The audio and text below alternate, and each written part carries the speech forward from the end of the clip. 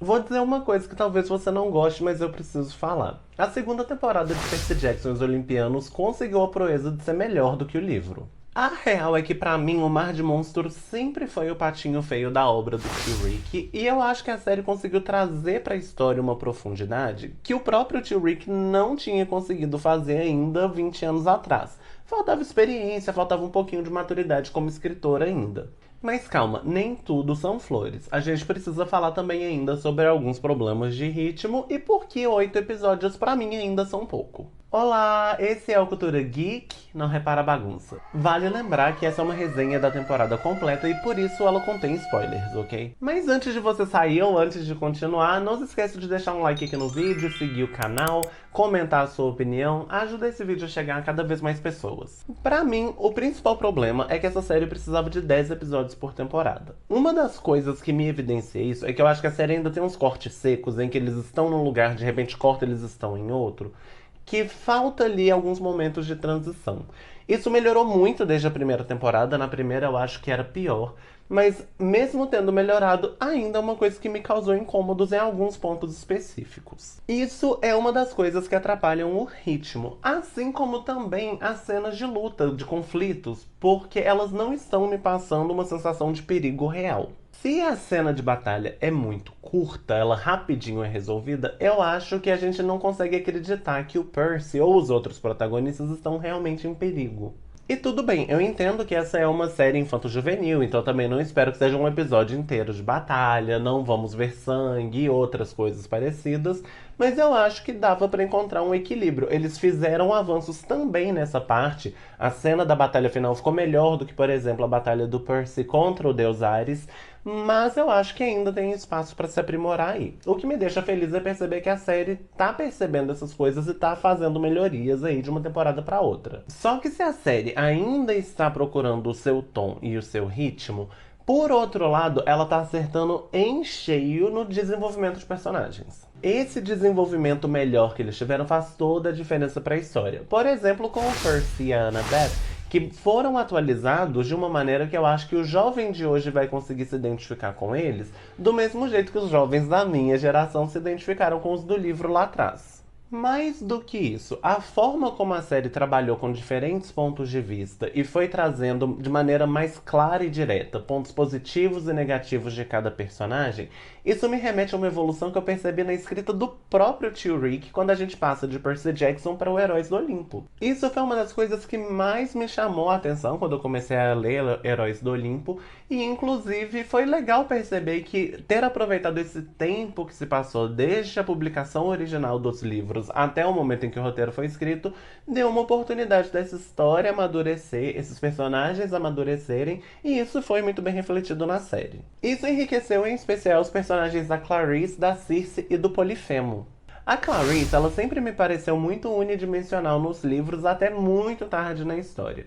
Quando a gente começa, a impressão que a gente tem dela é de que ela é apenas uma valentona que tá ali pra fazer bullying com o Percy e com os campistas. O que é meio que uma coisa obrigatória de literatura infanto-juvenil, né? Mas aqui, ver a relação dela com o pai, e eu não tô falando só daquela cena, única cena, que a gente tem dos dois interagindo diretamente um com o outro, mas até mesmo no fato de que ela desconfia que o Grover que tá falando com ela não é o Grover, porque ele diz que o pai tem orgulho dela e ela fala, Ares? Ver como ela precisa conquistar a tripulação do navio antes de eles começarem a obedecer a ela. E entender também por que ela toma a decisão de mudar o monstro que eles estão enfrentando por causa dessa tripulação. Tudo isso trouxe camadas para a personagem da Clarice que o livro não mostra com tanta clareza. Ver essa vulnerabilidade e a forma como ela é impactada pelo fato de que ela não tem amigos é uma coisa que traz para ela ali um interesse que a gente só vai ter por ela bem mais tarde nos livros. Uma coisa muito parecida acontece com a Circe, porque em boa parte da mitologia, as pessoas olham para ela como ela é má e só. Por que essa feiticeira transforma os homens que vão parar na ilha dela em porcos? Porque sim.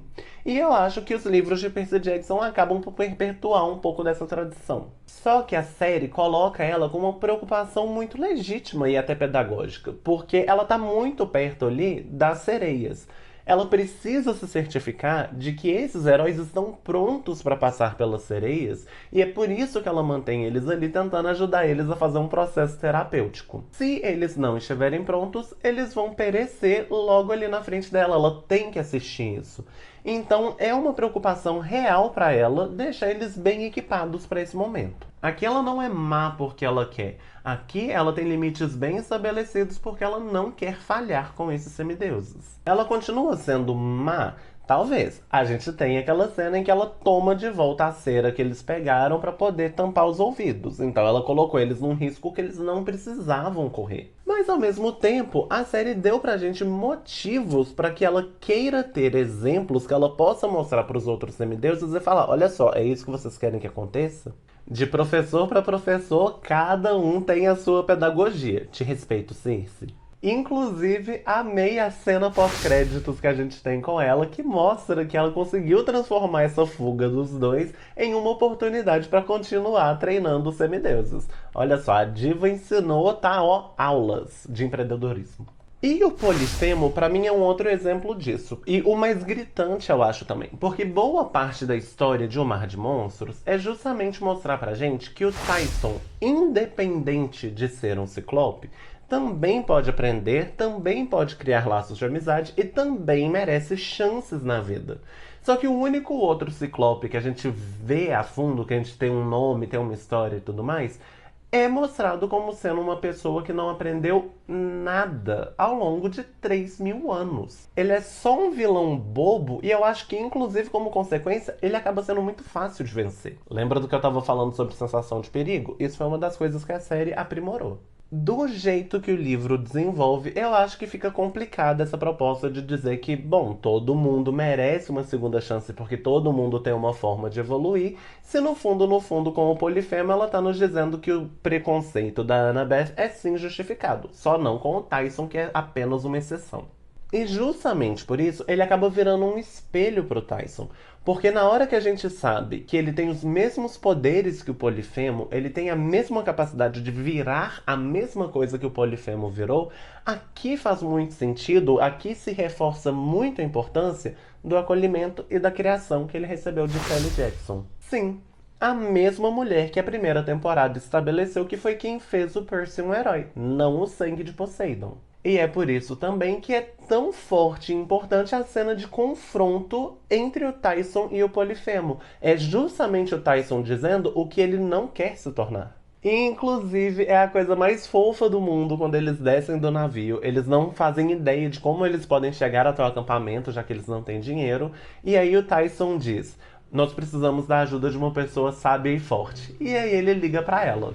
Não só é uma coisa que reforça a importância da Sally para a história e para os personagens, como também é uma coisa que reforça pra gente que no fundo, eles são só crianças. Às vezes, ligar pra mãe e pedir socorro é realmente o melhor que eles podem fazer, não importa se eles são semideuses ou não. Ai, o Tyson, gente, que personagem fofo. O ator Daniel Dimmer fez um trabalho incrível com esse querido. Pra mim, o Tyson é o coração dessa temporada e a caracterização que o Daniel Dimmer construiu pra ele, desde o sorrisinho fofo até a atuação que ele conseguiu trazer até pros momentos mais épicos do personagem, foi uma coisa que contribuiu pra consolidar ele como uma coisa muito forte da temporada inteira. O arco do Tyson é uma das coisas que eu mais gosto no livro, justamente porque escancara um dos defeitos do Percy. O Percy se envergonha muito do Tyson, especialmente de ser visto junto com ele em público, no acampamento, ou mesmo antes de ele voltar pro acampamento lá em Nova York. Eu gostei de como isso foi trazido pra cá, mas eu não consigo não achar que o Percy acabou superando essa vergonha muito rápido. Não acho que esse ponto do desenvolvimento do personagem recebeu a atenção que merecia. Mas aí também estamos falando de um dos meus arcos favoritos, então pode ser que tenha um viés aí. Só que mesmo assim, o personagem do Tyson brilhou muito. Tem uma cena em especial que é logo no começo da temporada, eu acho que é no primeiro episódio, que é quando eles deitam pra dormir no chalé de Poseidon e o Percy tá super incomodado com o acampamento, com o chalé. E o Tyson coloca tudo em perspectiva contando um pouco da história dele, porque o Tyson fala pra ele que eu estou me sentindo bem aqui, porque aqui é seguro. Eu acho que eu vou dormir bem aqui, justamente porque aqui é seguro. Quando a gente está nas ruas, a gente quase não dorme, porque nunca é seguro. E enquanto ele está falando isso, e a câmera corta de volta pro Percy, a gente consegue ver cicatrizes nas costas do Tyson, e isso mostra pra gente o quanto é pesada a história que ele viveu. Afinal de contas, a gente está falando da história de uma criança que cresceu sozinha nas ruas. E isso é uma coisa muito pesada e que eu acho que o tio Rick só vai trabalhar de maneira realmente com o peso que merece lá na frente em Magnus Chase. Mas aqui acho que a gente consegue ter uma sensação muito boa do peso que isso significa. Outro momento em que o Tyson me fez chorar nessa temporada é quando o Poseidon leva ele embora. No sonho, o Percy tem essa oportunidade de conversar com ele e o Tyson deixa claro que eu preciso ir até como um agradecimento para Poseidon. Porque há muito tempo atrás, quando eu estava nas ruas, eu pedia aos deuses um amigo e eles me mandaram um irmão. A minha vontade era dar um cucão no Percy por ousar sentir vergonha desse menino de coração tão bom. Outra coisa que eu amo da mudança de pontos de vista aqui é que a gente tem a oportunidade de sair de dentro da cabeça do Percy e se desprender das coisas que ele sabe e das coisas que ele tem medo. Por exemplo, eu tenho a impressão de que por boa parte dessa saga original, ele tem medo de que a Annabeth se sinta apaixonada pelo Luke e que ele vá perder pra ela.